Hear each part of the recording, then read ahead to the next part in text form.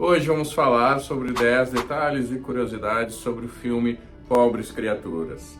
Cenas que revelam mais do que parecem, cenas que revelam algo que talvez você não tenha pensado. Se você não me conhece, eu sou o Cassiano, psicólogo, psicanalista. E sejam bem-vindos ao canal Cinema.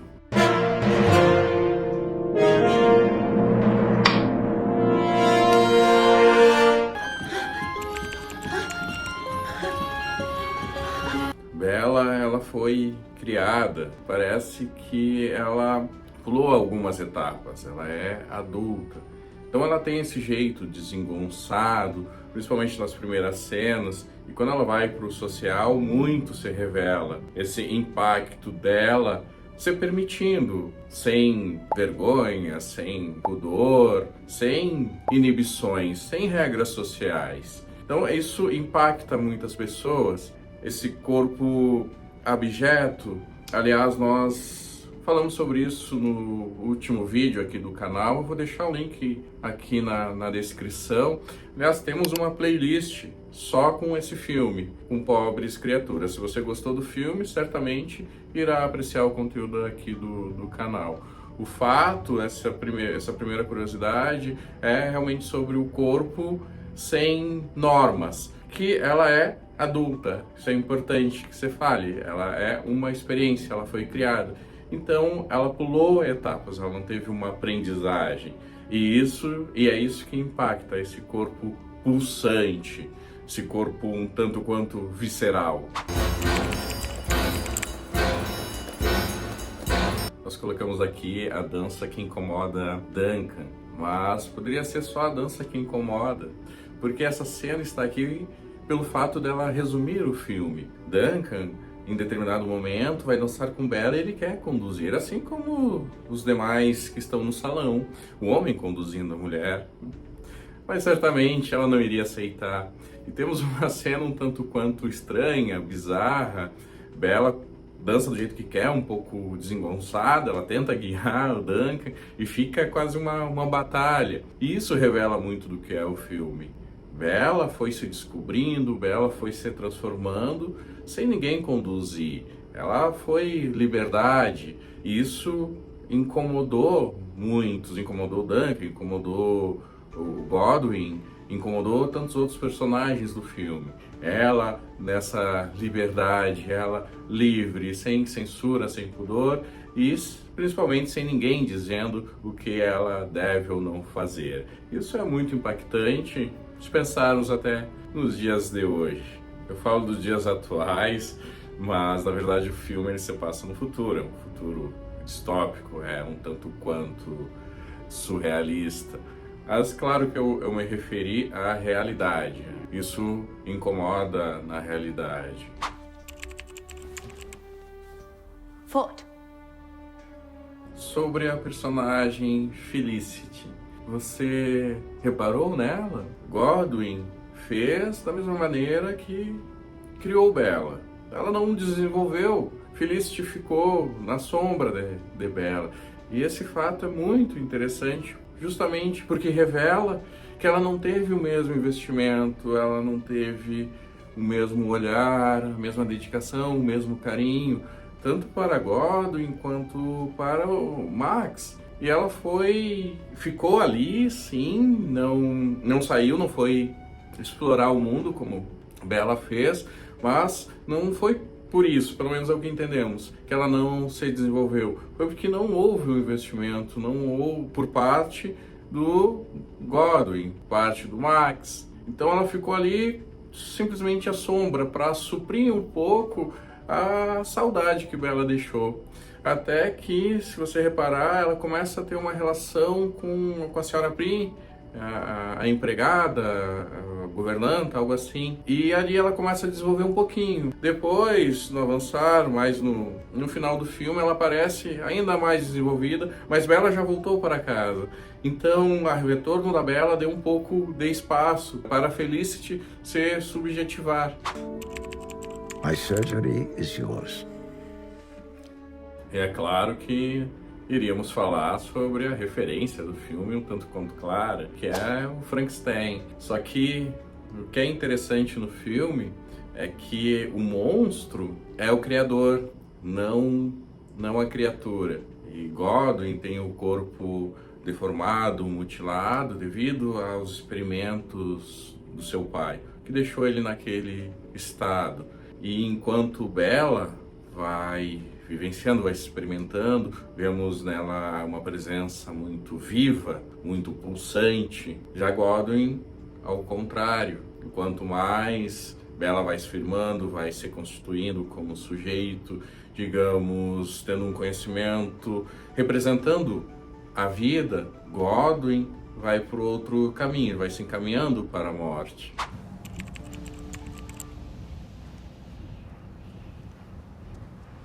É muito interessante olharmos para as cores, que elas não obedecem a um realismo. Tudo é muito exagerado, muito grande, muito extravagante, muito impactante. As roupas também. Podemos entender é que é o mundo interno de Bella se misturando com o externo. Vou explicar um pouco melhor. É como se estivéssemos vendo o mundo ao olhar de Bella. Bella, como eu falei anteriormente, ela pulou etapas. Ela é adulta, mas não teve fases do desenvolvimento. Então, por isso, ela é como é. Vai se descobrindo, vai se transformando. E ali podemos entender da seguinte forma: como uma criança enxerga o mundo quando ela se depara com o mundo externo. Em Pobres Criaturas, parece que temos um resquício disso, através do olhar de Bella, que pulou essa fase. Então ali estamos impactados, porque é o que acontece, sentindo um pouco o que Bella sentiu, esse impacto do mundo externo, esse infinito. What did you do to her? Why are you hiding? E falando sobre cores, é interessante que em determinado momento o filme deixa de ser monocromático para se tornar colorido. E o que ele está representando ali? Que parece que é uma porta que está se abrindo. E é justamente quando Bella sai de casa, que Bella rompe os limites e ganha um mundo. Você vê um mundo que pode explorar. E o que é interessante é que a primeira cena parece a mulher, que seria então o corpo que conhecemos na Bella, e ela ali tem cores. E ela então se joga na ponte. Um Godwin faz a sua criação e o filme passa a ficar então em preto e branco. E quando tem essa abertura, que ele ganha cores, podemos entender ali uma passagem, claro, como eu situei, mas um renascimento. Ali é Bella se sentindo viva, ganhando vida. I shall solemnize this union. Do you, Bella Baxter? Você reparou como Bella estava usando o seu véu ali na cena do casamento? E aqui é um detalhe que podemos interpretar a partir da magia da sétima arte. Eu quero dizer que talvez não tenha sido a intenção do filme, mas podemos fazer essa leitura, principalmente com a linha teórica, com a lente teórica da psicanálise, que tem aí algo muito interessante, que é o véu, aquilo que tenta encobrir, mas está sempre revelando algo. E Bella usa o véu de uma forma muito excêntrica, estranha, enfim, diferente. E enquanto ela estava no casamento, vem então algo do passado. O detalhe interessante é que Bella não está transformada, não está com o ciclo completo ainda, porque parece que tinha ficado resquícios de um passado. Embora ela tenha sido criada, há nesses corpos que se fundiram um passado, uma história, e Bella vai confrontar, vai conhecer, vai saber mais sobre esse passado, sobre essa história que existia, essa ancestralidade. E ao se haver com isso, tem toda uma resolução muito interessante, e ela volta aí sim, transformada. Transformada no sentido completa. Volta para casa, volta para o seu lugar. Então, vimos aqui o véu por essa leitura. Tinha algo que precisava ser desvelado antes da sua transformação estar completa. E é algo da sua ancestralidade, do seu passado, como muitas vezes aparece no consultório. Então, fizemos essa leitura sobre o véu, que ela vai ao passado e desvela e volta aí sim para ocupar o seu lugar de definitiva.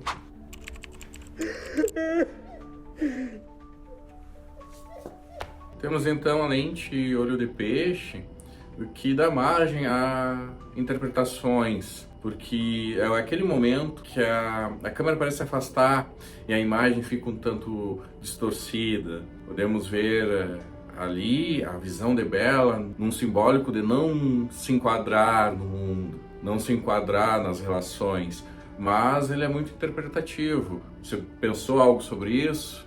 Acho que é interessante. Deixe seu comentário aqui embaixo, vamos falar mais sobre isso. Mas é um ponto que chama muito a atenção. É uma distância da cena que está ocorrendo. O filme é um tanto quanto surrealista, e a lente olho de peixe parece se enquadrar muito em Pobres Criaturas. O que você acha? Identificou? Entendeu do que eu estou falando? Não sei se fui tão claro. Mas se você ver o filme, certamente você vai perceber esse detalhe.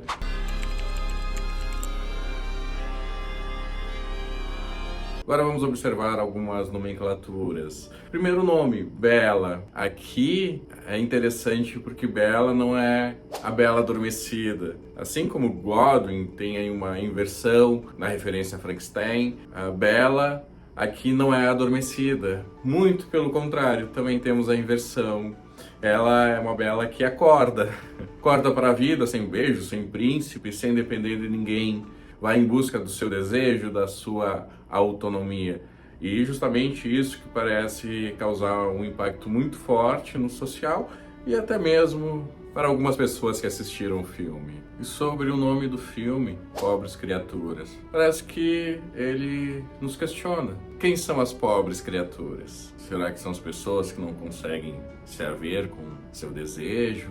Será que são as pessoas que se incomodam pela liberdade de Bella, melhor dizendo, da mulher, do feminino, desse empoderamento feminino? Será que é o social, tenta enquadrar todo mundo numa normalidade? Será que somos nós? O que você pensa sobre isso? Fica o questionamento. Of course, I see it. You do? Pobres Criaturas é um filme muito provocativo e, sendo assim, ele faz um convite para as projeções. Ele é um filme excêntrico, é um filme um tanto quanto bizarro, um tanto quanto surrealista. E se você olhar pelo viés, pela perspectiva da realidade, você vai estar colocando ali suas projeções. É um movimento interessante, até porque vai ser um espelhamento sobre você, para você se conhecer um pouco mais através dos seus pensamentos. E se você acompanhou o vídeo até aqui e gosta desse tipo de conteúdo, deixe seu like, se inscreva no canal e ative as notificações para não perder mais conteúdos. Filmes, séries e animes, você acompanha aqui no canal do cinema. E até a próxima.